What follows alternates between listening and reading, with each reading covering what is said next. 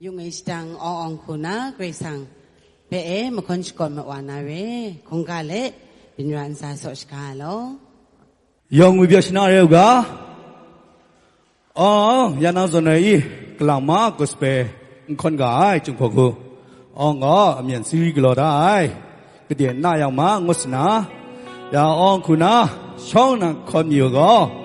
Siya kung gino, kaslatan na alin na puchong buba nga matfay siya mitong tana kon na na kaleng ni ngum kon kon yo ay. Kaleng ni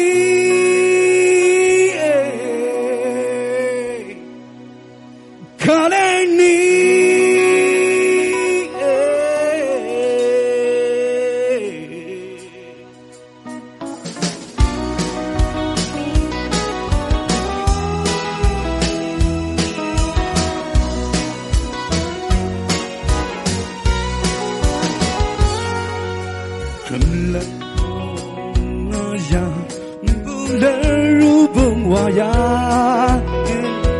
Nitonyero nazona kapang lai sa kaleng kapatawaya nyemyeta nitonyero nazona kaleng ni to so me kong sa mai phe we la ye wa phang de du kha ngai bai wa rin nai to so me kong sa mai phe we la ye wa phang de du kha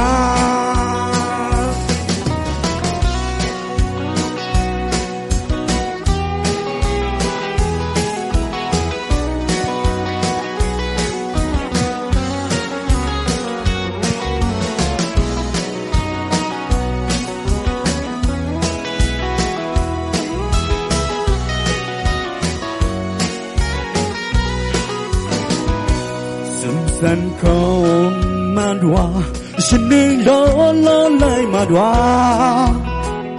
Nhớ oa thế, đừng ta san cao hoa. Kapang lại sa, kadeng kapatawaya. Nhớ nhớ ta, nhớ thương biết na zona.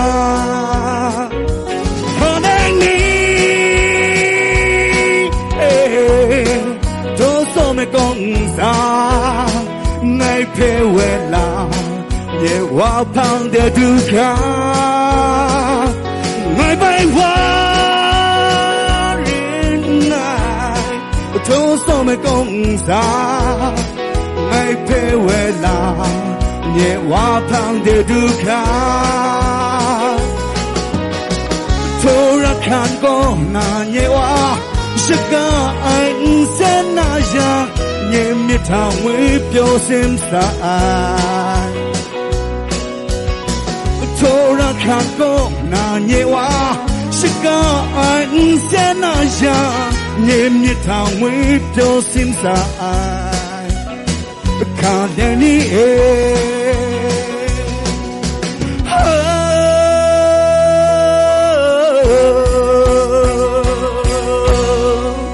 Yo me chisu basai